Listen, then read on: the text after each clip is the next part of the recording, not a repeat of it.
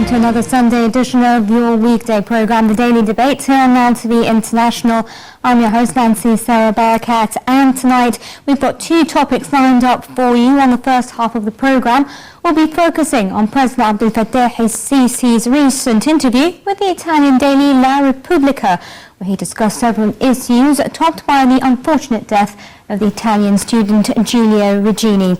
President el-Sisi promised that investigators will work night and day to locate and prosecute those responsible for the torture and killing of the Italian student, insisting that the crime must not harm Egypt's relations with Italy.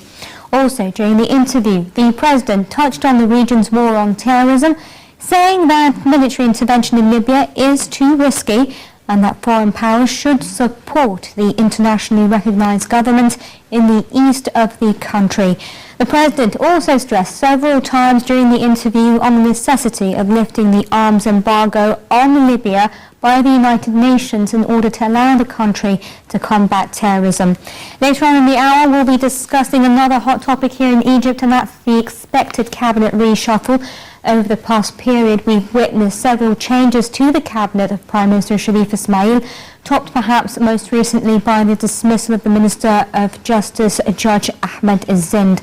Sources close to the Premier are saying that he continued his search for candidates to take charge of a number of portfolios in the limited cabinet reshuffle before the government presents its programme to Parliament by the end of this month. That and much more coming up later on in the programme. But as always, there are some top stories that we like to shed more light on, and we start off with the recent and the unfortunate death of 13 policemen who were killed in an armed attack on a checkpoint in the North Sinai city of Al Arish last night. Security sources are currently undertaking operations to catch the armed men who had launched mortar shells at the checkpoint in the El Safan neighborhood of the city. The Daesh-affiliated Ansar Beit al-Maqdis claimed responsibility for the attack.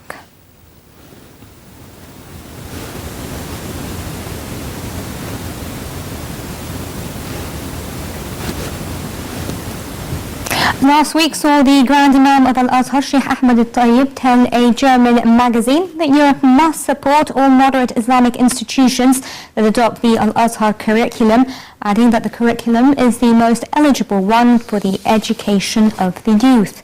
During the interview, al-Tayyib said that Al-Azhar is ready to train European imams in order to maintain and spread the culture of moderation, coexistence and peace, which are part of the curricula of the religious institution. Al-Tayyib has been visiting Germany and will head next month to Paris as part of a tour to facilitate dialogue between the East and West. Al-Tayyib will meet with a number of scientific leaders and intellectual thinkers in order to discuss the misconceptions of Islamophobia. The Grand Imam visited the Indonesian capital Jakarta last month, where he met with President Joko Widodo, as well as top Muslim clerics and preachers.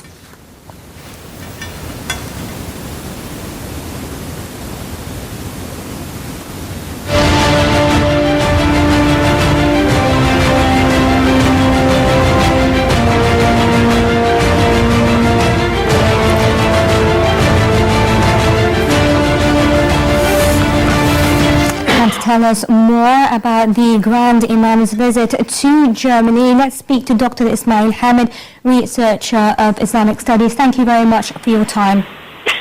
Hello, thank you. Good evening. Dr. Ismail, a very good evening to you, sir. Let me start off by asking you about the importance of such a tour, and perhaps also what do you expect the outcomes to be? For the visit of the Grand Imam, yeah? Yes. I think that visit was very important for all the Muslims, and as for the Grand Imam as the representative of the Sunnite Muslim in the whole over the world, that is very important. That is to correct the image of any Muslim about what all the rumors that we have. I think the position and what we hear in the media in Europe about the negative image of all Muslims, that they are violent and all that needs someone of such personality and his social prestige in religion, and it's to correct all the false ideas that they are about us. They're very important for this image, and I think we need such kind of visit to be repeated in different times of the Grand Imam in all the European countries, but to correct that image. I think in the media in Europe that they have this visit by wide interpretation about all the words of the Grand Imam, what he said about Islam, and what the difference between the principles of Islam and also the practice of any Muslim, that he is pretending to be Muslim, but he has his own interpretation about Islam and is making such acts of killing other people, and is not tolerant as what Daesh is making in Syria and Iraq and all this. So I think it's a great, something of great importance for all of us for that, and I urge the Grand Imam to repeat this visit in other different parliaments in the European countries. And I thank you very much, Dr. Ismail Hamid, Islamic Affairs researcher. Well, ladies and gentlemen, let's take a look next at our first report for the evening, and a closer look at President Abdel Fattah el-Sisi's recent interview with La Repubblica, the Italian daily, and then I'll be back to welcome my guests here in the studio. Do stay with us.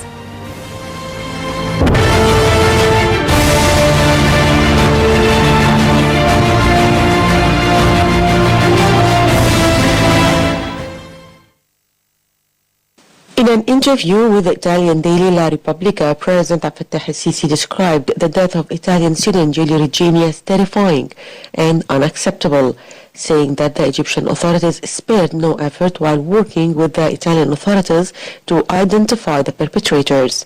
President el-Sisi stated that the Egyptian people were shocked by this incident and that Regeni's murder was unacceptable and an individual act that no other Italian has ever faced in Egypt. During the interview, el-Sisi revealed that the Egyptian investigation team from the General Prosecution working on the case would head to Rome in the upcoming days to discuss further cooperation with their Italian counterparts. However, the president also raised questions about the timing of Regeni's murder. El-Sisi also reminded the Italian reporters that an Egyptian citizen has been missing in Italy since last October. The president stressed that what he described as individual acts should not be exploited to undermine bilateral relations. The president also touched on the region's war on terrorism. President el-Sisi also said that military intervention in Libya is too risky and that foreign powers should support the internationally recognized government in the east of the country. He added that from the very beginning, Egypt has played a role in the emergence of a unified national government and has pushed in this direction together with friendly countries like Italy. The president has repeatedly underlined the importance of lifting a weapons ban imposed by the United Nations on Libya in order to allow the government to fight terrorism. Egypt supports the internationally recognized government based in Tobruk in eastern Libya, while another government based in the capital Tripoli was formed and dominated by the Libyan brand of the Brotherhood. General Khalifa Haftar, military chief of Libya's internationally recognized government, has complained that he was promised last year help from the Arab League for a proper attack on Daesh extremists in the city of Sirte, but that weapons never materialized. For the past 3 years, Rome has been searching for mechanisms to stop the flow of thousands of illegal migrants from Libyan shores to Italy. Be the first to know.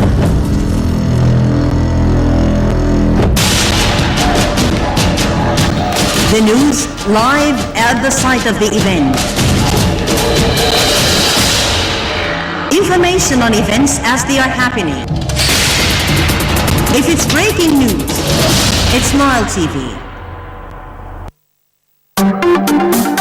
Have you got a good story? Get in touch with Nile TV. Send us your videos, pictures, and stories. Email us on our website. Contact us on Facebook. Follow us on Twitter and also Google+. Be part of making the news. Only on Nile TV International.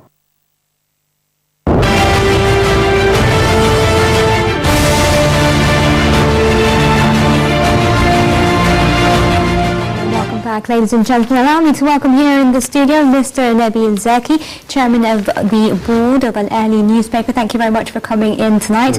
And I also have the company of engineer Hassan Shaaban, political analyst. Thank you very much for your time. Thank you for inviting me. Engineer Hassan, let me start off with yourself and perhaps your overall impressions of the interview. And did you see any particular significance to the timing as well? Definitely. The president got involved in this because there have been a lot of, statements from different sides, as well as a lot of pressures from the media in Italy. And the president wanted to get involved just to make a statement that is clear that Egypt is very keen on finding the people behind this crime. Right. And we We're will talking not, about the murder of the Italian PhD student, right? And we will cooperate with the Italian authorities. They have a representative in Cairo right now to cooperate with the authority, trying to find the ramifications of this particular crime and who's behind it. Egypt is very keen on the Italian friendship. Right. And we built a lot of trust and confidence between both of us some time ago before this incident took place. And we would like to maintain this relationship. And the interview was it was like a letter or a statement directed to the Italian government and the media and the people of Italy that Egypt is a very sincere and a friendly country to Italy, and we do not want this crime to upset the relationship between Egypt and Italy. I'll pick up from that and ask you, Mr. Nabil, do you feel that this particular incident has in any way strained Egyptian-Italian relations? Of course, there are a lot of questions in Italy about this crime, and maybe they wonder there why we are still late to find the criminal or the criminals behind this crime. But I feel that the statement of President Sisi reassured them. First, that Egypt is careful to maintain the best relations of cooperation with Italy. Right. Second, that this relation between Egypt and Italy will develop more and more in spite of everything, because as you know, it is just a single accident or crime which cannot distort or spoil the excellent relations between Italy and Egypt. Right. Something that was important and that the President pointed out to, that he said there were beneficiaries who would seek to impede relations. Who do you think would benefit or would try to benefit from impeding Italian-Egyptian relations? First of all, international terrorism will benefit, because there is a real war between this international terrorism and Egypt. And I think against also all the Arab states, meaning that they want to destroy the national state in every Arab country. And they want to disintegrate the army, the national army of every Arab country, to be replaced by small emirates, small entities, ethnic, religious, fighting each other.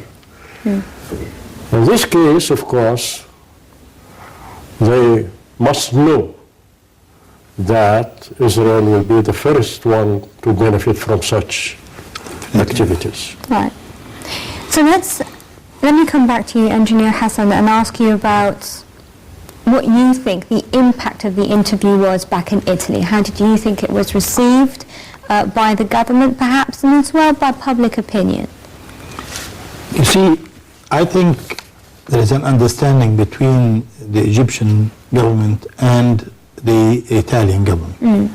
We enjoy excellent relations, and the future is hiding a lot of issues that we will definitely cooperate together in it, like the situation in Libya, on the economical side, the gas discoveries in the Mediterranean, but the mentality of the Europeans, whatever the president will say, will have to be supported very soon by evidence that we are serious and we will locate who committed this crime. I mean, indeed, the government of Italy knows that we are very sincere, but nevertheless, there is a crime that was committed, and who committed this crime must be caught and punished. Right. So, yes, they will accept the interview and the statement that the president made, but at the same time, they will give it very little time for the authorities in Egypt to discover who committed the crime. Well, indeed, the president did say that there was an Egyptian investigation team from the general prosecution that would head to Rome in the coming days. What do you think the outcomes of such a visit would be? Probably they will give them a report of what's going on, but in my humble opinion, I think pinpointing the people who committed the crime will be the best statement. It's better than any statement that we make. You see, Egypt, as Mr. Nabil said, Egypt is subject to a series of incidents that the target is to destroy the relationship between Europe or the international